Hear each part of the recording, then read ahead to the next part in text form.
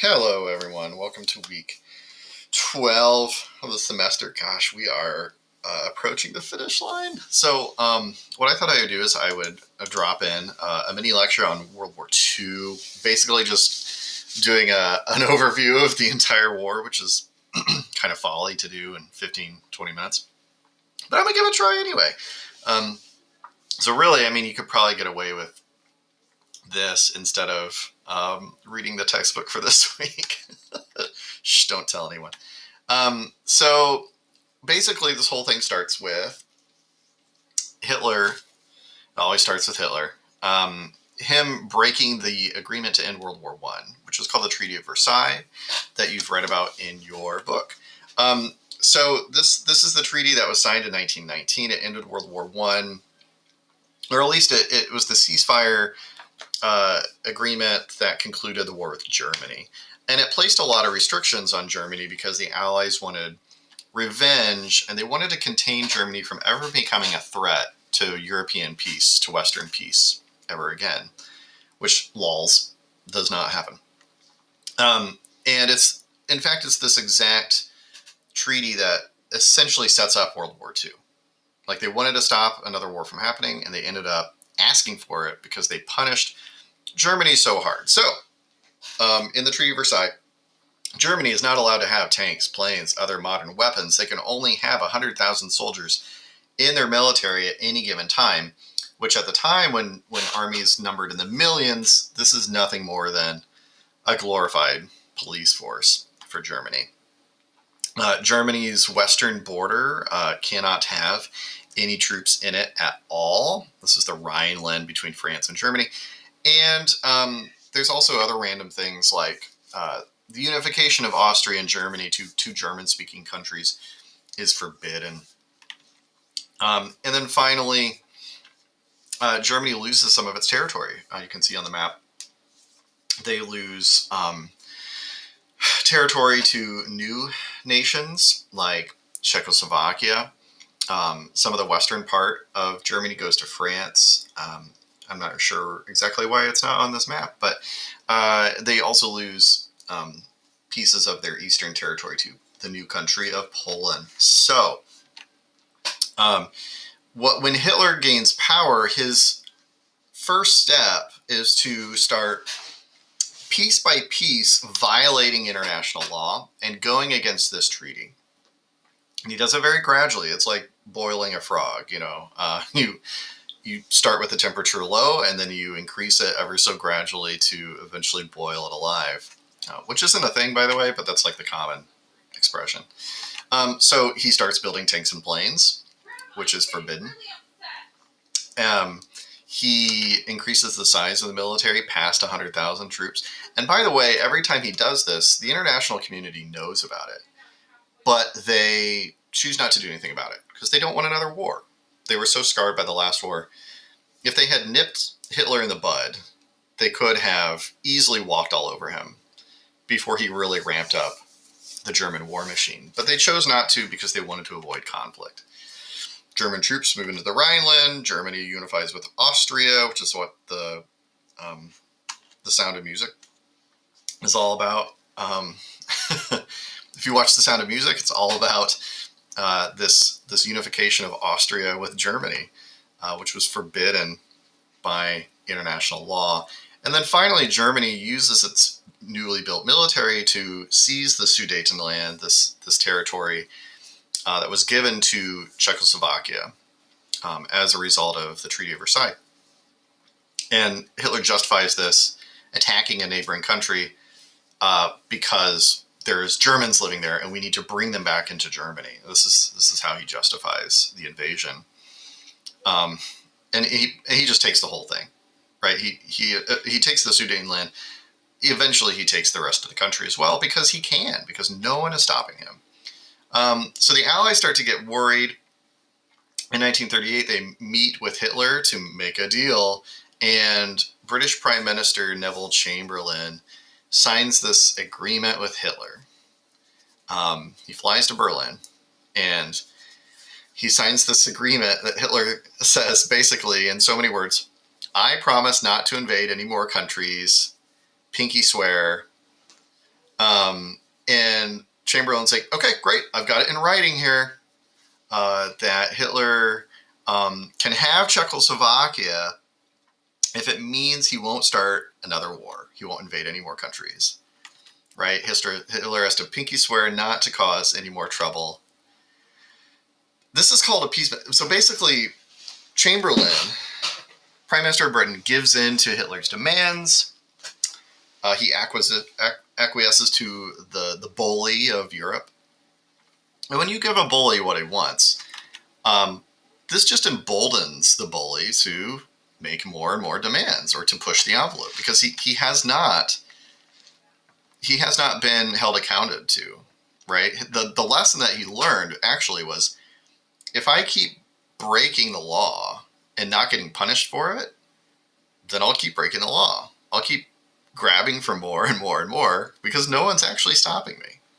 So this idea of appeasement is a complete failure. We're going to appease Hitler, get him to pinky swear not to cause any more trouble.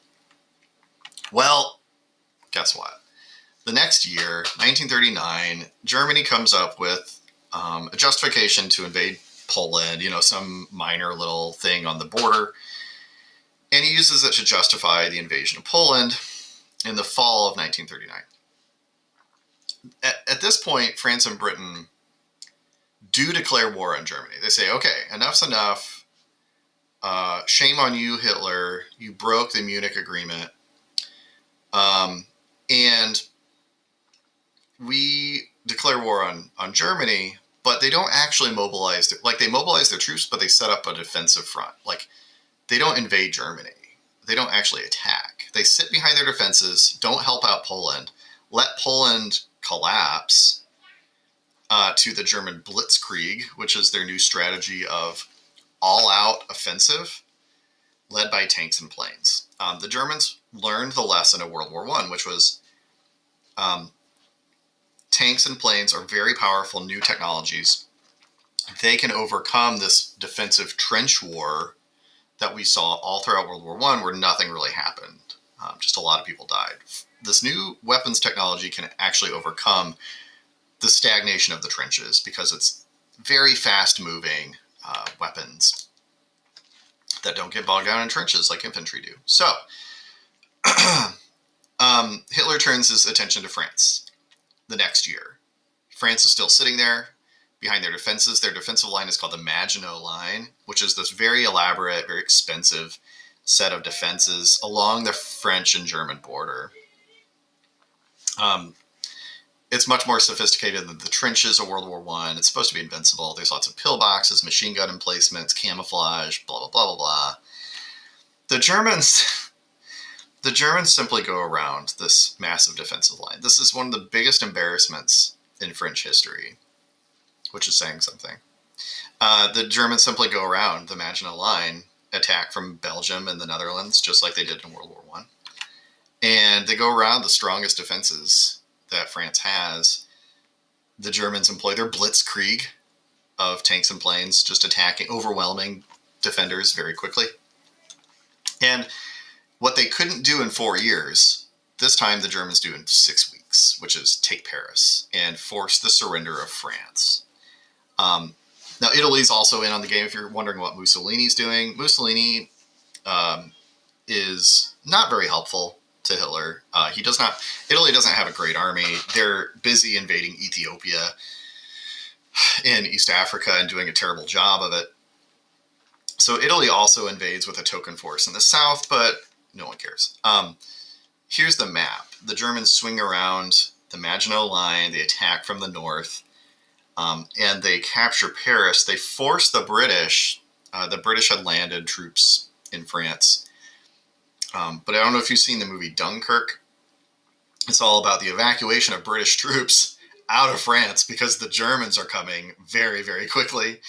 And they're going to capture the British forces before they even really establish themselves on the beaches of France. So Dunkirk is the evacuation of the British army back home before they can get obliterated.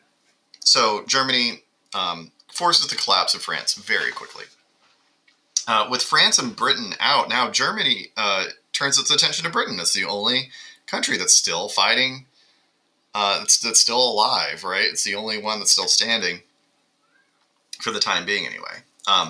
Winston Churchill is appointed prime minister after the complete and utter failure of Neville Chamberlain to enforce anything against Hitler.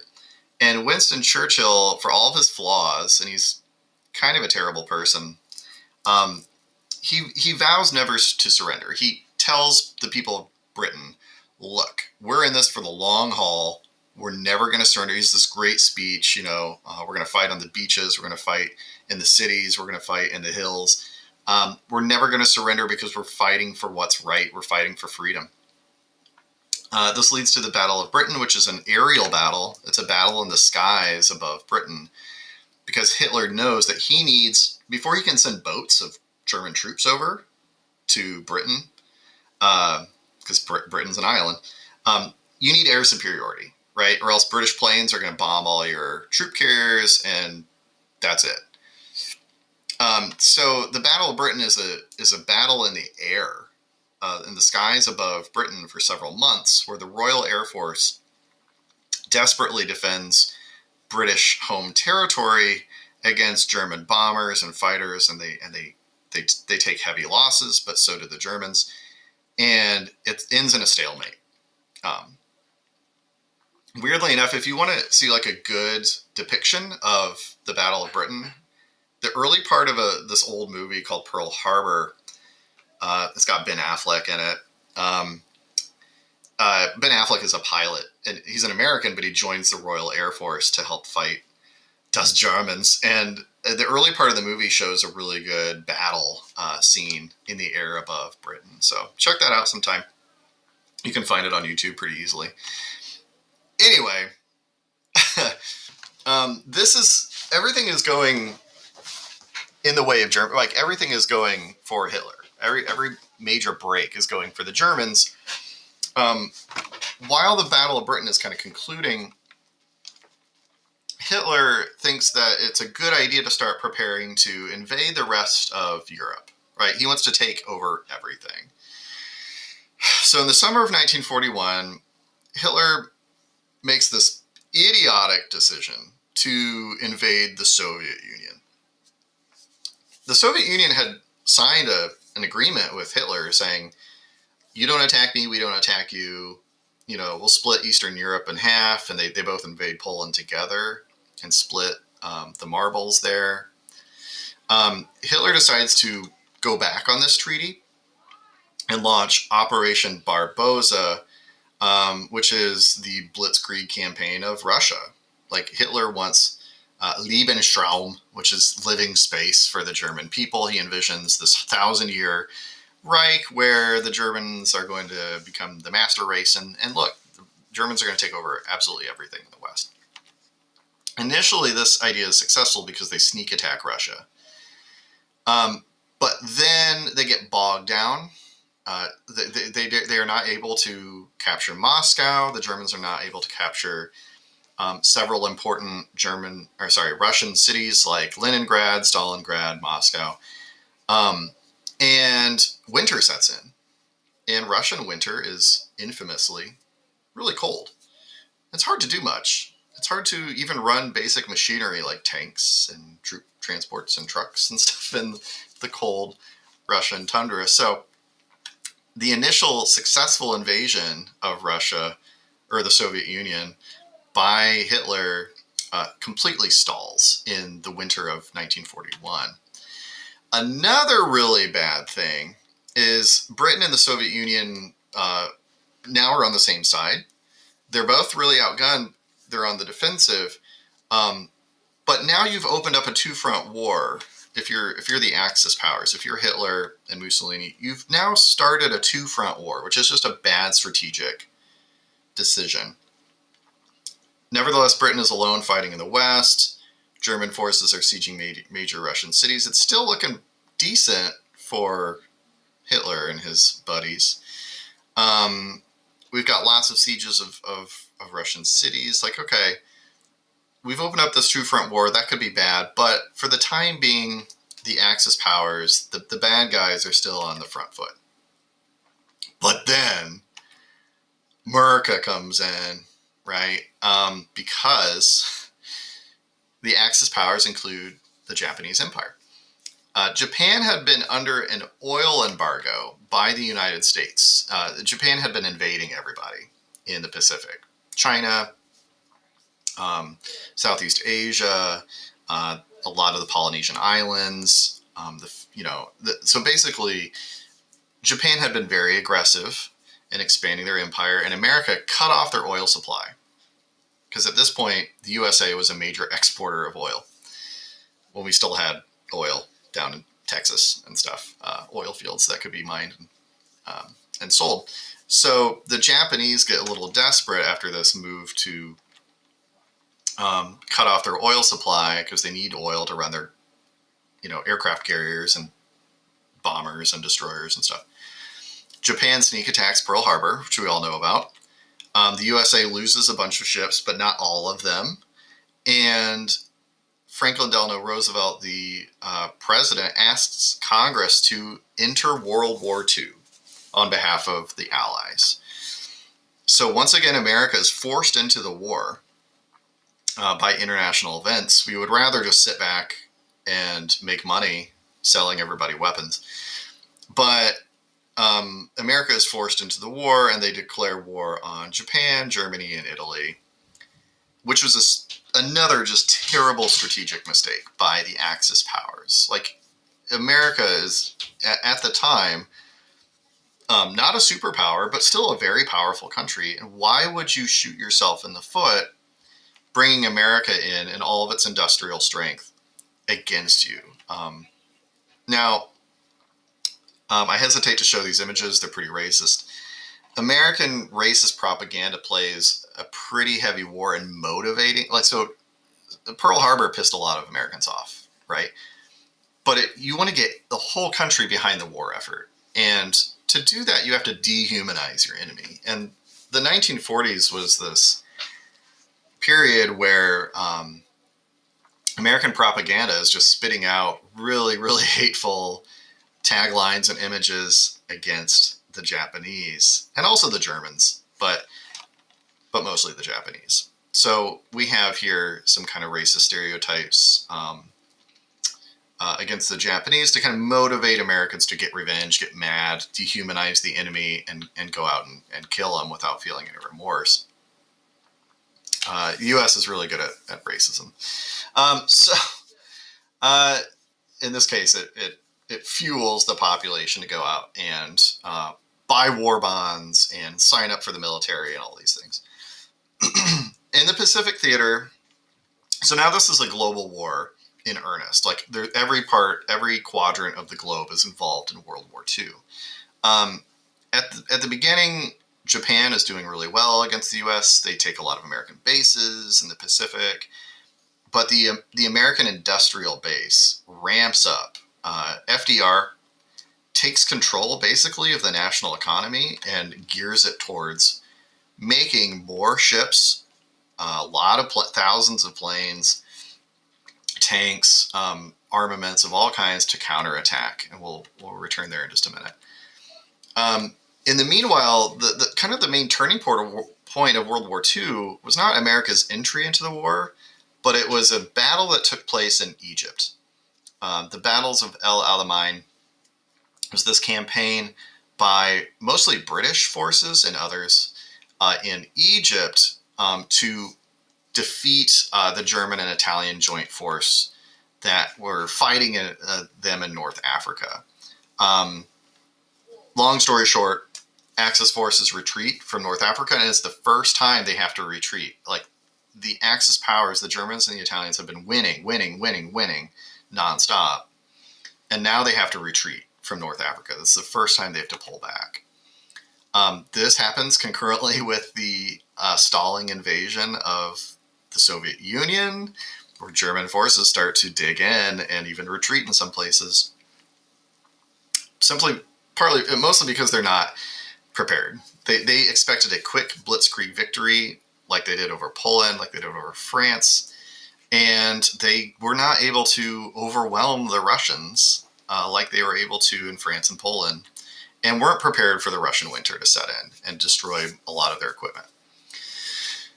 We get the Battle of Midway in the Pacific. This is a naval battle between Japanese and American and Australian forces.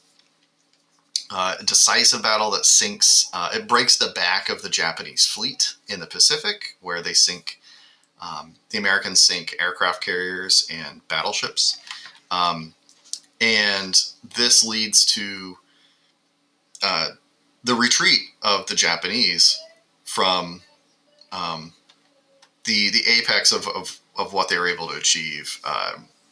They were well on their way to invading places like Hawaii until the Battle of Midway. So, 1943, 1944, there was lots of back and forth action. The British fortress of Singapore actually falls to Japan in 1942. So there's a reversal there in the Pacific.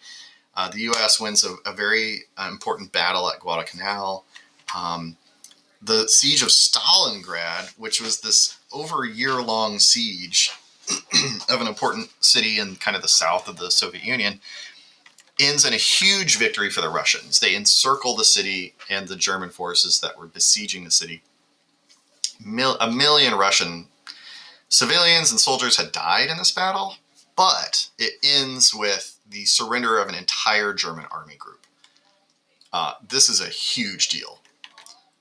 There's another movie that came out in 2000. I guess 2001 was the year for World War II movies, called Enemy at the Gates. It's probably on at least one streaming service right now. It always is. It's about the siege of Stalingrad. It's really good. It's a little emotionally scarring. It shows a lot of the suffering of just like civilians, along with Russian soldiers. But it's a very, very good movie. And then at the end of this kind of middle period of the war, we get D-Day. Talk about another movie, Saving Private Ryan. The very beginning of that movie depicts the D-Day invasion of France. We're going to try and take back mainland Europe from Nazi control. So the future president, Dwight Eisenhower, is the supreme commander of this operation. He launches the invasion of Nazi-occupied France, liberates France, marches on Germany. Again, Saving Private Ryan. Really good, emotionally scarring movie, but it's an oldie, but it's a goodie at this point. At the same time of D-Day, Soviets are invading Germany from the east. They're able to get back on the offensive, and they capture Berlin. Germany surrenders in May of 1945. So this is an overview of what happens on the kind of the Western Front, or the European theater of war. But it's the Soviet Union that forces the surrender of Germany after so many troops have been lost during Operation Barbarossa.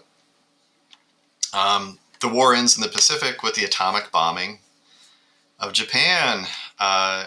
So Nagasaki, Hiroshima are bombed on August 6th and 9th. One of your documents for this week involves a child survivor of the bombing of, I think it's Nagasaki. And yeah, that's a trip. That's hard to read, but it's enlightening as well. Japan finally surrenders at the end of this bombing campaign, and they lose. That's the end of the war, but not after this immense cost in human life. We don't have accurate numbers. It's hard to keep count during all that chaos, but we get tens of millions, perhaps over 100 million people as casualties. So compare this to the cost of World War I, which at the time was breaking all kinds of records as well for body counts. And you just see by an order of magnitude how much worse World War II was. So on that unhappy note, that's the end of this mini lecture. We'll be going on from here talking about the post-war period, but make sure you read the documents for this week. They show you the civilian side of the war, and I hope you find that illuminating in some ways. All right, guys. Thank you. Have a great week. See you later.